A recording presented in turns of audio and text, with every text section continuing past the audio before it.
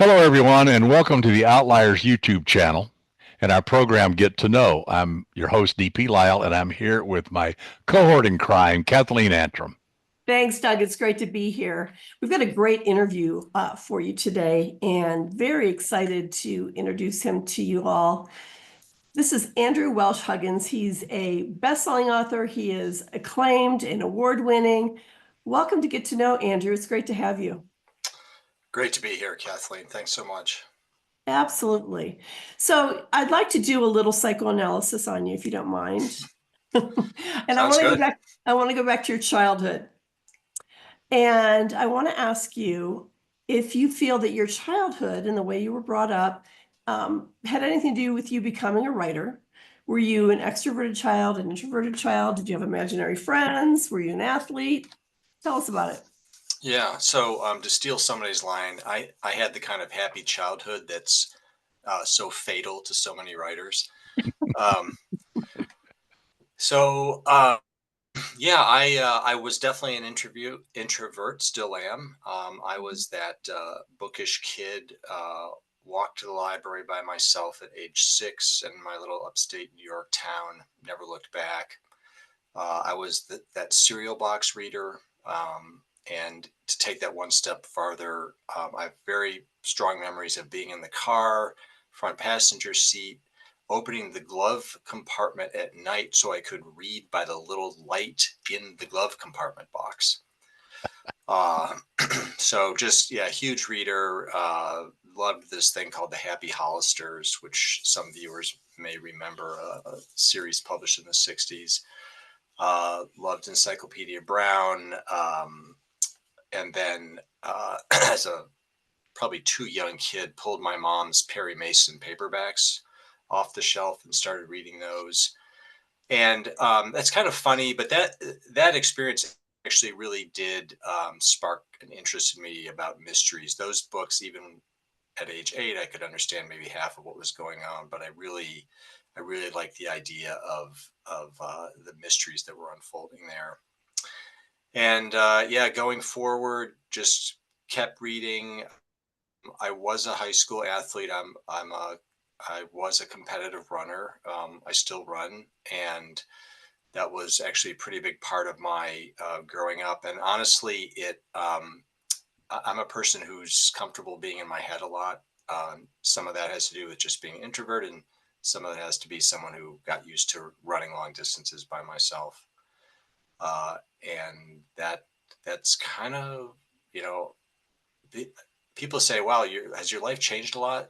And I say, well, when I was a kid, I ran a lot and I read a lot and I wrote a lot, and come to think of it, nothing's changed. How old were you when you wrote your first book? Well, of course, like everybody, I wrote a book when I was a kid. But my first novel, which is an unpublished literary novel, I wrote. Gosh, that was probably I was probably in my late 30s when I wrote that. I tried short stories before that, and certainly I did write a lot of mystery short stories in the 1990s. Those never saw the light of day, partly because I just don't think I was ready to take on, the kind of the big side of this is, that saying writing is an art, but publishing is a business. And I wasn't Yes. quite ready I didn't quite understand everything it took to get into the submission routine. So But what my did you first do published book before? was a nonfiction book.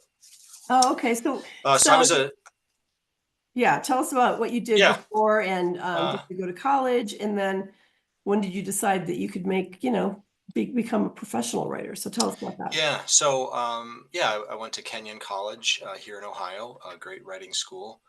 And there I got a little bit into journalism. And then a few years after that, I became a full-time journalist. And that was my career. I was a full-time journalist for 34 years before stepping away from that.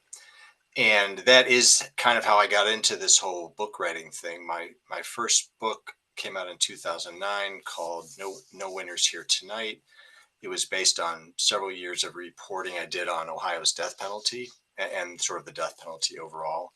So that to this day is the definitive history of the death penalty in Ohio.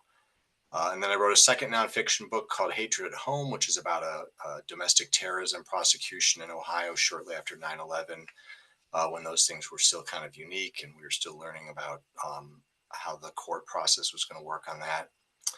And then that allowed me, because I was just kind of chomping at the bit to write mysteries, which is what I had always wanted to do. And my university press publisher at the time was open to publishing a mystery series. So that's how I started my Private Eye series. And they still publish that series. The most recent of that came out just in September.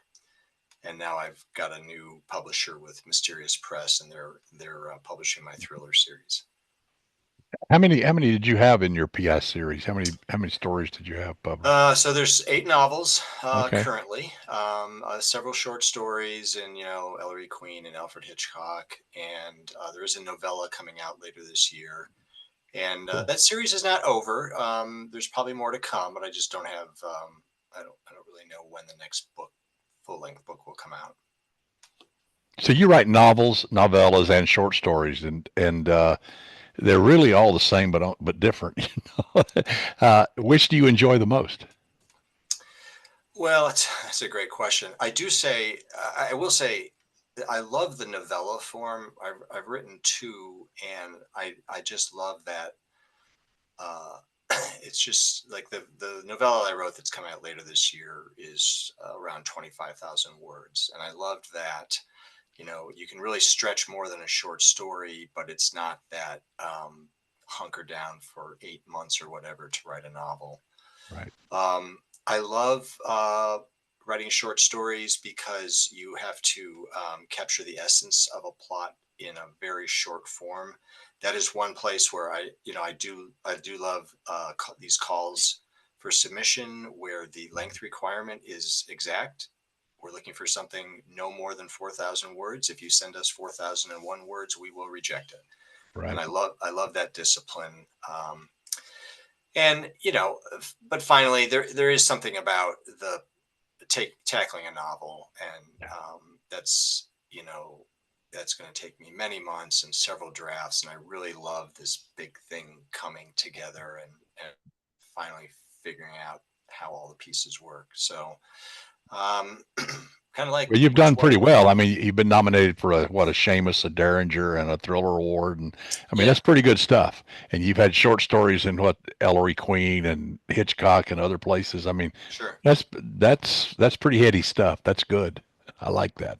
Yeah, thanks. Yeah. So tell us a little bit about your process. Are you an outliner? Are you a pantser? Yeah. Where do you get your ideas from? And then how do you go about writing the novel? Yeah, great question. So I'm actually a reformed pantser. I started out pantsing, and I think part of that was just that eagerness to get going. I was so excited when I was offered a contract for this PI series that I just wanted to get going. Oh, we've frozen up a little bit here. Yep. It happens in the best of families. Unfortunately. Hopefully Andrew will be joining us quickly so we can finish our interview with him. And the internet, it's the AI people, because the AI people. We're going to blame it on the those AI. AI people are dangerous, man. If they find someone who actually sits down and writes, they're going to say, "Shut up."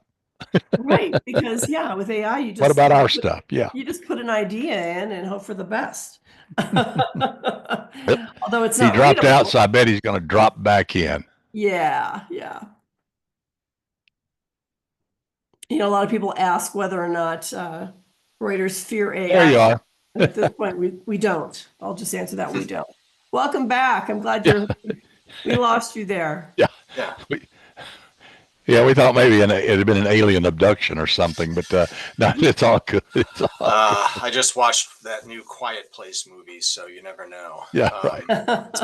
So you're a reformed pantser. That's what you were talking about, and then So certainly, my new Private Eye book and my new thriller, The Mailman, which is coming out in just a couple of weeks, and the sequel to The Mailman, I have done outlines for all of those. And I feel much more comfortable doing that. I like the roadmap it provides.